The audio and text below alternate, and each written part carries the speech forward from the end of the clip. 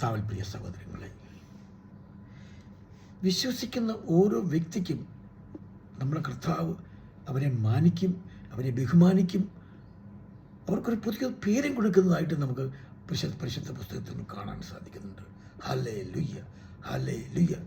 പരിശുദ്ധ പുസ്തകത്തിൻ്റെ ഉൽപ്പത്തി പുസ്തകം നാം വായിക്കുമ്പോൾ നാം അവിടെ എല്ലാം കാണുന്നത് അബ്രാം അബ്രാം അബ്രാം എന്നാണ്.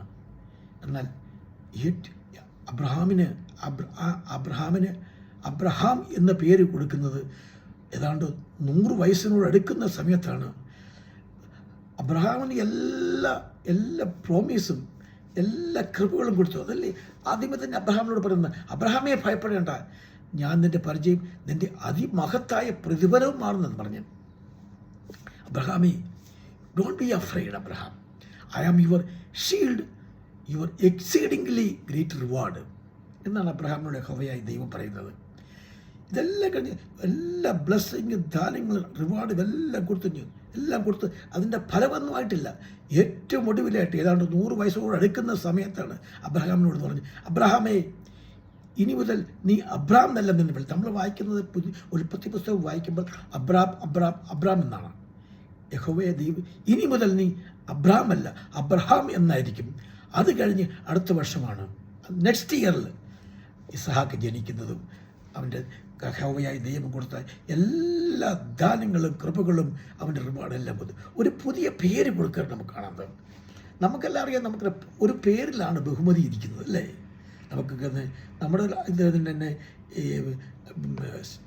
ഒരു പേര് hallelujah, hallelujah, praise the lord, hallelujah, ഭാരതരത്നം, അങ്ങനെ ഒരു പേരാണ്, ഒരു പേരിലാണ് ഇരിക്കുന്നത് അല്ലേ, പേരിലാണ് ഇരിക്കുന്നത്. അത് ബഹുമതി യഹോവയായി ദൈവം കൊടുക്കുന്നത് ഒരു പേരിലാണ്. അബ്രാം കൊടുത്തു അബ്രഹാമായി. ആ പേര് മാറ്റിക്കഴിഞ്ഞു. ഇതുപോലെ തന്നെയാണ് അബ്രഹാമിൻ്റെ പൗത്രനായ യാക്കോബിനെ വിളിച്ച്, യാക്കോബെ, ഇനിമേൽ നിന്റെ പേര് യാക്കോബ് എന്നല്ല, നിന്റെ പേര് ഇസ്രായേൽ എന്നാണ്. അബ്രഹാം എന്ന് പറഞ്ഞാൽ ബഹുജാതികളുടെ പിതാവായിരിക്കുന്നു ഇന്നും. അതാണ് അബ്രഹാം എന്ന് പറഞ്ഞത്, ബഹുജാതികളുടെ പിതാവ്, father of many Nations. Hallelujah, hallelujah. എൻ്റെ പൗത്രനെ യാക്കോബിനെ ഇനി മുതൽ നീ യാക്കോബ് എന്ന് പറഞ്ഞാൽ എന്താ, ഡിസീവർ എന്നാണ്. നിൻ്റെ പേര് ഇന്നു മുതൽ യാക്കോബ് അല്ല, നിൻ്റെ പേര് ഇന്നു മുതൽ ഇസ്രായേൽ എന്നാണ്. ഇസ്രായേൽ എന്ന പ്രിൻസസ് ഓഫ് ഗോഡ് എന്നാണ് അതിൻ്റെ അർത്ഥം. ആ പേര് മാറ്റിക്കളഞ്ഞു, പേര് കൊടുത്താണ് അവനെ ബഹുമതിക്കുന്നതെന്ന് കാണാൻ സാധിക്കുന്നത്. വാസ്തവത്തിൽ യാക്കോബിനെ അനുഗ്രഹിക്കുന്ന എന്ത് കാര്യത്തിൻ്റെ വിശ്വാസത്തിലാണോ അല്ല, ഫോർ ഹിസ് ബോൾഡിനെസ്സിനാണ് കൊടുക്കുന്നത്. ദൈവത്തോട് യുദ്ധം ചെയ്ത് ജയിച്ചത് കൊണ്ട് അവനെ പേര് ഹിസ് റിവാർഡ് ഫോർ ഹിസ് ബോൾഡിനെസ്. ദൈവത്തോട് യുദ്ധം ചെയ്യാൻ തയ്യാറ് കാണിച്ചു, അതുകൊണ്ടാണ് അവന് അവാർഡ് കൊടുത്തത്. നീ ഇന്നു മുതൽ ഇസ്രായേലാണ്, യുദ്ധം ചെയ്ത് ജയിച്ചവനാണ് നീ, ദൈവത്തോട് യുദ്ധം ചെയ്ത് ജയിച്ചവനാണ് ഇസ്രായേൽ. അതുകൊണ്ട് ദൈവത്തോട് യുദ്ധം ചെയ്ത് ജനിച്ചവരെ ദൈവത്തോട് യുദ്ധം ചെയ്യാനുള്ള ധൈര്യം കാണിച്ചവനെ മനുഷ്യർക്ക് അവരെ തോൽപ്പിക്കാൻ സാധിക്കുമോ? ഒരിക്കലും സാധിക്കുകയില്ല. ദൈവത്തോട് യുദ്ധം ചെയ്ത് ജയിച്ചതാണ് ഇസ്രായേൽ, നമുക്ക് കാണാൻ സാധിക്കുന്നുണ്ട്. അപ്പോൾ വിശ്വാസത്തിന് കൊടുത്ത ഒരു അവാർഡാണ്, വിശ്വാസത്തിന് കൊടുത്തൊരു അവാർഡാണ് അബ്രഹാമിന് കൊടുത്തത്. ഇന്നു മുതൽ ബഹുജാതികളുടെ പിതാവായിരിക്കും. Hallelujah, hallelujah. അബ്രഹാം ചെയ്തത് എന്താണ്? ദൈവത്തിൻ്റെ വചനം പൂർണ്ണമായി കേട്ടനുസരിച്ച്, അത് എത്രയേ ഉള്ളൂ. ദൈവം പറഞ്ഞതുപോലെ പ്രവർത്തിച്ചു, ദൈവം പറഞ്ഞതുപോലെ ചെയ്തു, എല്ലാം ചെയ്ത്. ആ കാലങ്ങളിൽ ദൈവം അത് തന്നെയല്ല, നമുക്കറിയാമല്ലോ, നമുക്ക് ഉൽപ്പത്തി പുറപ്പാട് എല്ലാം ദൈവത്തിൻ്റെ ന്യായപ്രമാണ യാഗങ്ങളും എല്ലാം യഹോവയായ ദൈവം തുടങ്ങി വെച്ചത് അബ്രഹാമിലൂടെയാണ് നമുക്ക് കാണാൻ സാധിക്കും. ദൈവത്തിൻ്റെ യാഗങ്ങൾ ബലികളെല്ലാം തുടങ്ങി വെച്ചത് അബ്രഹാമിലൂടെയാണ് നമുക്ക് കാണാൻ സാധിക്കുന്നത്. അബ്രഹാമിനോട് പറഞ്ഞു എന്താണ്? അബ്രഹാം പറഞ്ഞു, കർത്താവേ, നീ ഇത്ര ദാനങ്ങളും കൃപകളും എന്നെ അനുഗ്രഹിക്കുകയും ചെയ്തു, ഇതെല്ലാം എനിക്ക് എങ്ങനെ സാധിക്കും? ഞാനൊരു കുട്ടിയില്ലാതെ, എനിക്കൊരു മകനില്ലാതെ, ഒരു കുട്ടികളില്ലാതെ ഞാൻ പ്രൊസീഡ് ചെയ്യാതെ എനിക്കിതെല്ലാം സാധിക്കുമെന്ന് ചോദിച്ചപ്പോൾ യഹോവയായ ദൈവം അവനോട് ഒരു യാഗത്തെ കൊടുക്കുവാൻ നമുക്ക് പരിശുദ്ധ പുസ്തകത്തിൽ നമുക്ക് കാണാൻ സാധിക്കുന്നത്. Hallelujah, hallelujah, hallelujah. അബ്രഹാമിനോട് യഹോവയായ ദൈവം പറഞ്ഞു, നീ ഒരു പശുക്കളെ 3 വയസ്സുള്ള ഒരു പശുക്കിടാറിനെയും 3 വയസ്സുള്ള ഒരു കോലാട്ടുകുട്ടിനെയും 3 വയസ്സുള്ള ഒരു ആട്ടിൻകുട്ടിയെയും ഒരു പിജറിനെയും ഒരു പ്രാവൻ കുഞ്ഞിനെയും കൊണ്ടുവന്ന് എനിക്ക് ബലി കഴിക്കാൻ. അബ്രഹാമിനോട് ദൈവം വെച്ചത് ഇതെന്താണെന്ന് നമുക്ക് പിന്നീട് കാണാൻ സാധിക്കും. ലേവ്യ പുസ്തകം നമ്മൾ പരിശോധിക്കുമ്പോഴത്തേക്ക് ലേവ്യ പുസ്തകത്തിൻ്റെ 1-ാം അധ്യായം, 2-ാം അധ്യായം, 3-ാം അധ്യായം, 4-ാം അധ്യായം, 5-ാം അധ്യായം നമ്മൾ പരിശോധിക്കുമ്പോൾ നമ്മളിവിടെ ദൈവത്തിന് യഹോവയായ ദൈവം മോശയോട് കഴിക്കുക, എനിക്ക് ആരെങ്കിലും ഒരു യാഗം കഴിക്കാൻ ആഗ്രഹിക്കുന്നുണ്ടെങ്കിൽ അതിങ്ങനെയായിരിക്കണം. ദൈവത്തിൻ്റെ ഘടനയാഗങ്ങൾ, ഭോജനയാഗങ്ങൾ, സമാധാനയാഗങ്ങൾ, പാപയാഗം, അകൃത്യാഗം, ഇതെല്ലാം തുടങ്ങി വെച്ചത് എവിടെയാണെന്ന് നമുക്ക് നോക്കാം. അബ്രഹാമിലൂടെയാണ് ദൈവം ഇതെല്ലാം തുടങ്ങി വെച്ചത് നമുക്ക് കാണാം. അതുമാത്രമാണോ ദൈവത്തിന് ദാനം കൊടുക്കുന്ന പദ്ധതി? അബ്രഹാം ലോത്തിനെയും കൊണ്ട് തിരിച്ചു വന്ന് ലോത്ത് താമസിച്ചുകൊണ്ടിരുന്നതായ ആ സൊദോം ഗോമോറയെ ആക്രമിച്ചു കൊണ്ടുപോയ രാജാക്കന്മാരുടെ പുറകെ ചെന്ന് തൻ്റെ വീട്ടിലുണ്ടായ സൈന്യങ്ങൾ ഏതാണ്ട് 350 സൈന്യങ്ങളുമായി ചെന്ന് അവരെ എല്ലാം തോൽപ്പിച്ച് 5 രാജാക്കന്മാരാണ് തോൽപ്പിച്ചത്. 5 രാജാക്കന്മാരെയും കൂടി തോൽപ്പിച്ച് അവരുടെ സ്വത്തും പണവും ആൾക്കാരെയും എല്ലാം തിരിച്ചു വന്നപ്പോൾ അവരെ എതിരേറ്റത് ആരാണ്? മൽക്കിദെസേക്ക് എന്ന ദൈവത്തിൻ്റെ പുരോഹിതനാണ് അവരെ എത്തത്. ദൈവത്തിൻ്റെ പുരോഹിതൻ എന്ന് പറഞ്ഞത് ആരാണ്? നമ്മുടെ കർത്താവായ യേശുക്രിസ്തു, പിതാവായ ദൈവത്തിൻ്റെ സ്വന്തം പുത്രനാണ് എതിരേറ്റത്. അബ്രഹാം കൊടുത്തതാണ്. അബ്രഹാം കൊടുത്തത് തൻ്റെ ദശാംശമാണ് കൊടുത്തത്. ദശാംശം പോലും അന്ന് സ്റ്റാർട്ട് ചെയ്ത് അവിടെ നിന്നാണ് നമുക്ക് കാണാൻ സാധിക്കും. Hallelujah, hallelujah, hallelujah, hallelujah, praise the Lord. അപ്പോൾ ദൈവത്തിൻ്റെ പുരോഹിതന് കൊടുത്തത് എന്താണ്? അപ്പവും വീഞ്ഞുമാണ്. ദൈവത്തിൻ്റെ അപ്പവും വീഞ്ഞുമാണ് കൊടുത്തത്. ഇതെല്ലാം നമ്മുടെ പരിശുദ്ധ പുസ്തകത്തിൽ ഇന്ന് സഭയെല്ലാം ആചരിക്കുന്ന എല്ലാ ആചാരങ്ങളും അബ്രഹാമിലൂടെയാണ് അത് തുടങ്ങി വെച്ചത് നമുക്ക് നിസ്സന്ദേഹം പറയാൻ സാധിക്കും. അത്രമാത്രം അനുഗ്രഹിക്കപ്പെട്ടൊരു വ്യക്തിയാണ് അബ്രഹാം എന്ന് പറയും. ഈ അബ്രഹാമിൻ്റെ ജീവിതത്തിലൂടെ നമുക്കെന്താണ് നമുക്ക് പഠിക്കാൻ സാധിക്കുന്നത്? അബ്രഹാമിൻ്റെ ജീവിതത്തിലൂടെ നമുക്കെന്താണ് പഠിക്കാൻ സാധിക്കുന്നത്? ഒന്നാമത് അബ്രഹാം ഒരു ദൈവത്തിൽ പൂർണ്ണമായി സമർപ്പിച്ചു. അവൻ്റെ വാക്കുകൾ കേട്ടു, അവൻ്റെ വാക്കുകൾ അനുസരിച്ചു.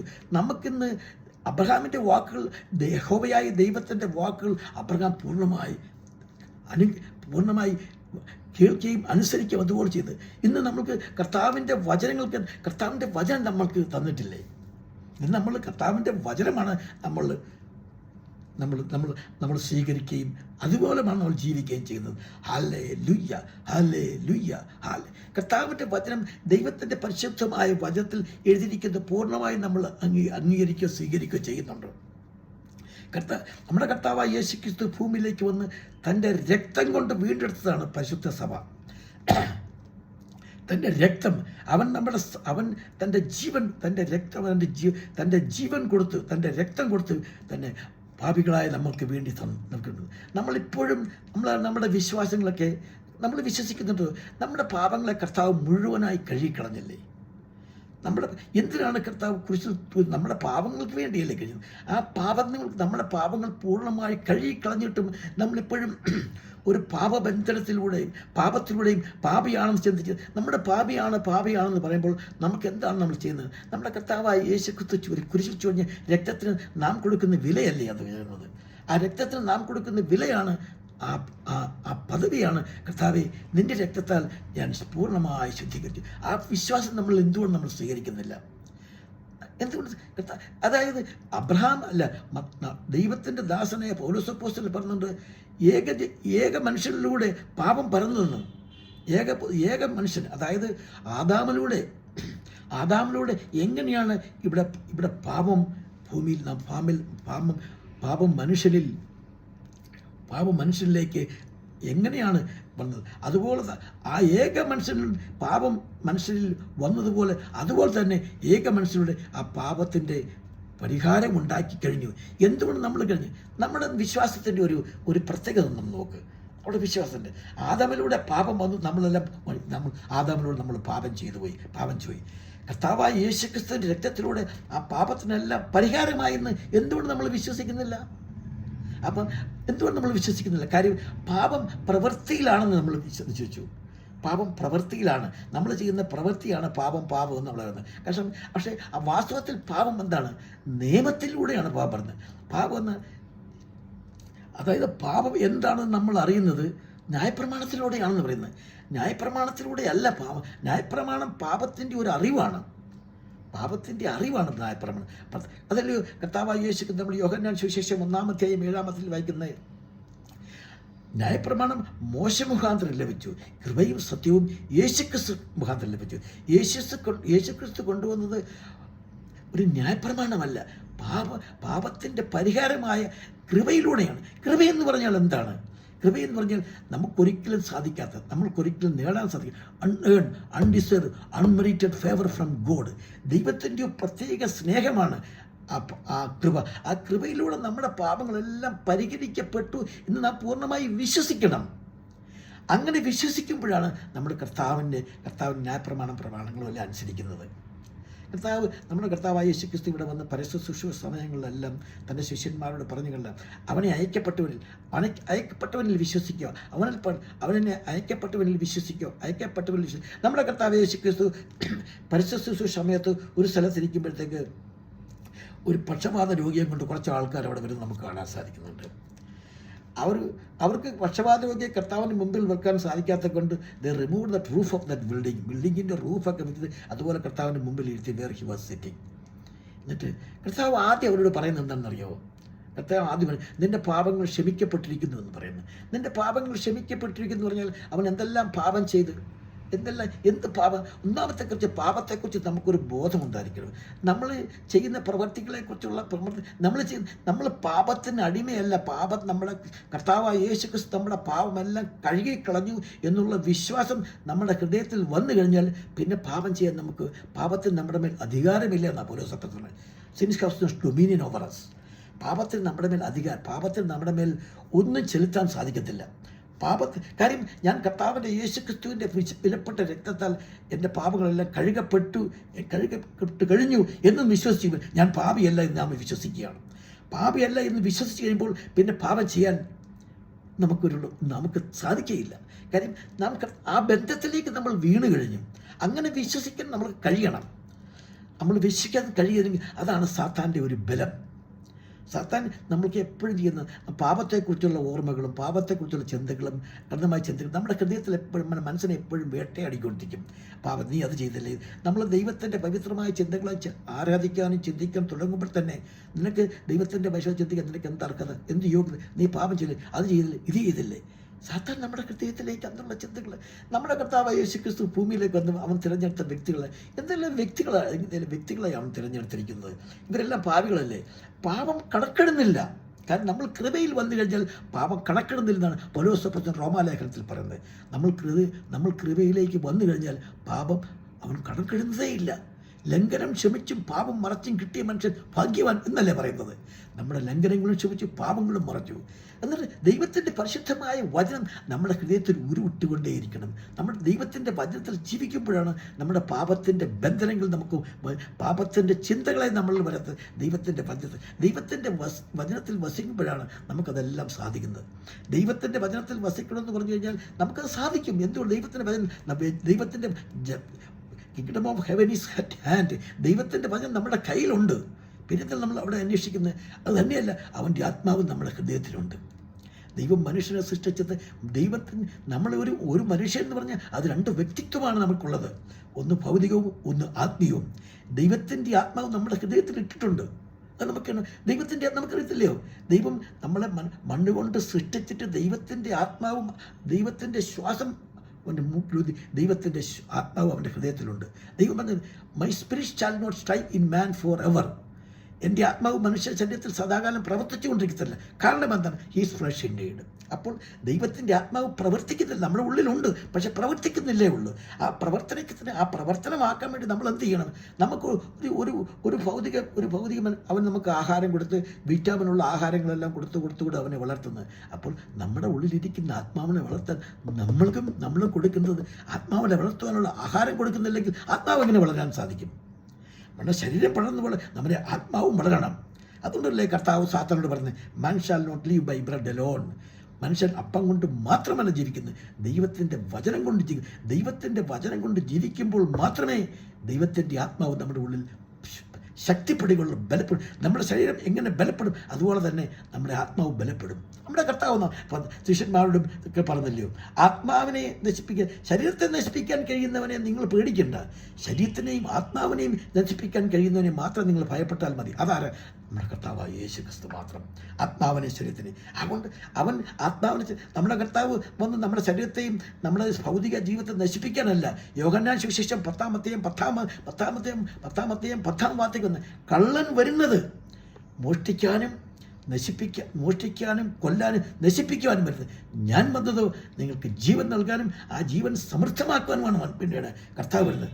നമ്മുടെ ജീവിതം, നമ്മുടെ ഭൗതിക ജീവിതം, നമ്മുടെ ഫ്ലഷ് ലൈഫ് നശിപ്പിക്കാനല്ല കർത്താവ് വരുന്നത്, അതിനെ കൂടുതൽ പ്രചോദനമാപ്പിക്കാൻ വേണ്ടിയാണ്. അതുപോലെ തന്നെ നമ്മുടെ ആത്മാവും ബലപ്പെടണം, ആത്മാവ് ശക്തിപ്പെടണം. ആത്മാവ് ശക്തിപ്പെട്ടില്ലെങ്കിൽ സാത്താൻ നമ്മളെ ആക്രമിക്കും, നമ്മൾ രോഗത്തിന് അടിമയാകും, നമ്മുടെ സന്തോഷം അവൻ തല്ലിക്കെടുത്തും, നമ്മളെ അന്ധകാരത്തിലേക്ക് അവൻ തള്ളിവിടും. നമ്മുടെ ഭൗതിക ഈ ലോകത്തിൽ നമ്മൾ ജീവിക്കുവാൻ വേണ്ടി നമുക്ക് ഏറ്റവും ശക്തമായുള്ളത് നമ്മുടെ ഭൗതിക ശരീരമല്ല, നമ്മുടെ ആത്മീയ ശരീരമാണ്. നമ്മൾ ശക്തിപ്പെട്ട് ജീവിക്കേണ്ടത്. Hallelujah, hallelujah, hallelujah, hallelujah. അപ്പോൾ നമ്മുടെ കർത്താവായ യേശു ക്രിസ്തു നമ്മളോട് പറഞ്ഞു എന്താണ്? ഒരൊറ്റ ഒരു മലയേ ഉള്ളൂ, ഒറ്റ മുമ്പേ അവൻ്റെ രാജ്യവും നീതിയും അന്വേഷിപ്പിൻ, അതോടുകൂടി സകലം നിങ്ങൾ everything's will be added. First U seek his kingdom and his righteousness, everything's will be added എന്നാണ് പറഞ്ഞത്. നിനക്ക് എന്ത് വേണോ അതെല്ലാം അതിനകത്താണ്. അവൻ മുമ്പേ പോകും, ബാക്കിയെല്ലാം പുറകെ എല്ലാം ആടായിക്കോളും. നിനക്ക് വേണ്ടതെല്ലാം എന്താണെന്ന് നീ അത് അന്വേഷിക്കേണ്ടത് എന്താണ്? യഹോവ എൻ്റെ ഇടയനാവുന്നു, എനിക്ക് മുട്ടുണ്ടാകില്ല എന്നാണ് ദൈവത്തിന് പറയുന്നത്. അവൻ എൻ്റെ ഇടയനാണ്, ആ ഇടയൻ്റെ പുറകെ നമ്മൾ സഞ്ചരിക്കുന്നു. നിനക്ക് എന്താണ് ആവശ്യമെന്ന് അവനറിയാം. നിനക്ക് ഒരു മുട്ടും ഉണ്ടാകത്തില്ല. എന്താണ് നീ ഫസ്റ്റ് ചെയ്യുന്നത്? അവൻ്റെ കിങ്ഡം, അവൻ്റെ രാജ്യവും നീതിയും നീ അന്വേഷിക്കണം. അവൻ്റെ രാജ്യം നീതി അന്വേഷിക്കാൻ നീ എങ്ങും പോകേണ്ട ആവശ്യമില്ല. ഒരാളുടെ ഒരു സജഷൻ എടുക്കണ്ട. അവൻ്റെ ഒരു വ്യക്തികളുടെയും ഹല്ലേലൂയ, ഹല്ലേലൂയ, ഹല്ലേലൂയ. ഒരു വ്യക്തിയോട് ചോദിക്കുവാണ്, ഒരു ദൈവശാസ്ത്രം അല്ലെങ്കിൽ ചോദിക്കുക, മുമ്പേ അവൻ്റെ രാജ്യവും നീതി അന്വേഷിക്കേണ്ടത് എങ്ങനെയാണെന്ന് ചോദിച്ചാൽ അവൻ ഒരു കാര്യം പറഞ്ഞിരിക്കും, ഒരു ഉപാധി പറഞ്ഞിരിക്കും, ഒരു അക്ഷരം. പക്ഷേ നീ അവരോട് ചോദിക്കുന്നതിന് പകരം നീ കർത്താവിനോട് ചോദിച്ചാലോ, കർത്താവേ നിന്റെ രാജ്യവും നീതി അന്വേഷിക്കുന്നത് എങ്ങനെയാണ്? നിൻ്റെ രാജ്യവും നീതി അന്വേഷിക്കുന്നത് നിന്നെ യഥാർത്ഥത്തിൽ നീ അവൻ്റെ രാജ്യവും നീതി അന്വേഷിക്കുക മറ്റുള്ളവരെ കാണിക്കാൻ വേണ്ടിയല്ല, യഥാർത്ഥത്തിൽ സത്യത്തിൽ നിഷ്കളങ്കതയോടെ നിസ്വാർത്ഥതയോടെ നീ കർത്താവിനോട് ചോദിച്ചു, കർത്താവേ നിൻ്റെ രാജ്യവും നീതി അന്വേഷിക്കാൻ എന്നെ നിനക്ക് സഹായിക്കുക കർത്താവേ, അതിനുവേണ്ടി ഞാൻ എന്താണ് കർത്താവേ ചെയ്യേണ്ടത്? നിൻ്റെ വിശ്വസ്തത കർത്താവ്. പക്ഷേ ഒരു കാര്യമുണ്ട്, നീ കർത്താവിൻ്റെ രാജ്യവും നീതിയും അന്വേഷിക്കാൻ നീ നിഷ്കളങ്കതയോട് നിസ്വാർത്ഥതയും കൂടി നീ കർത്താവിൻ്റെ അടുത്തേക്ക് വരുമ്പോൾ നിനക്കൊരു കാര്യം കൂടി മനസ്സിലാക്കണം. നീ ഒരു പേഷ്യൻസി ഉള്ളവനായിരിക്കും. നീ സമാധാനം അന്വേഷിക്കണം. നീ പേഷ്യൻസി ഈസ് വെരി ഇമ്പോർട്ടൻറ്റ്. പേഷ്യൻസി എന്ന് പറഞ്ഞാൽ സഹിക്കാനുള്ളൊരു മനസ്സ്, പേഷ്യൻസി, പെർസീവറൻസ്. അതുണ്ടോ എന്ന് കർത്താവ് ആദ്യം നിന്നെ പരിശോധിക്കും. അതിനു വേണ്ടി നീ എന്ത് ചെയ്യണം? പെർസീവറൻസിന് വേണ്ടി കർത്താവിനോട് ചോദിക്കാം, കർത്താവേ എനിക്ക് സഹിക്കാനുള്ള ശക്തി, നിന്നെ വഹിക്കാനുള്ളത് ആ ടെൻഡൻസി, ആ ഡിലിജിയൻസി, കഷ്ടപ്പെട്ട് നിന്നെ സഹിക്കാനുള്ള ആ ഡിലിജിയൻസി, നിന്നെ തേടാനുള്ളത് ആ വ്യഗ്രത, ആ ആഗ്രഹം, അതുകൂടെ നീ എനിക്കതാ. സഹിക്കാനുള്ളതായ പേഷ്യൻസി നിനക്ക് എല്ലാവരും പറ്റില്ല. പേഷ്യൻസിയുടെ ലൂക്കോസിന്റെ സുവിശേഷം, by your patience you save your soul.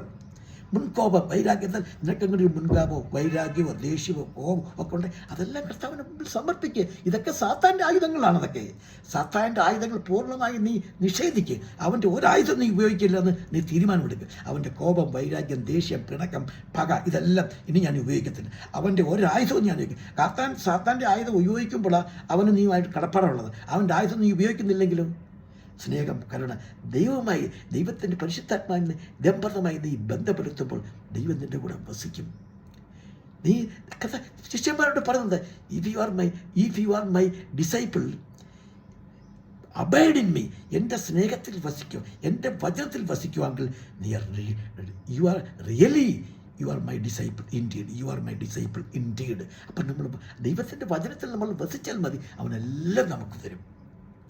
അവൻ്റെ ഓരോന്നായിട്ട് നമുക്കോരോന്ന്. അപ്പോൾ നിർബന്ധം പിടിക്കരുത്. ഞാൻ ചെയ്തിട്ട് ഒരു വിത്ത് മുളച്ച് നമ്മൾ ഭൂമിയിലിട്ട് കഴിഞ്ഞാൽ അത് നാളെ അത് മുളയ്ക്കില്ല. അതിൻ്റെ സമയമാകുമ്പോൾ അത് തന്നെ മുളച്ച് വരും. അത് മുളച്ചു വരുന്ന അതിൻ്റെ ഫലം നമ്മൾ അനുഭവിക്കും. പക്ഷേ നിങ്ങൾ ആ ഡിസിഷൻ എടുക്കണം. Determination is your. നീയാണ് ഉറച്ചൊരു തീരുമാനമെടുക്കുക.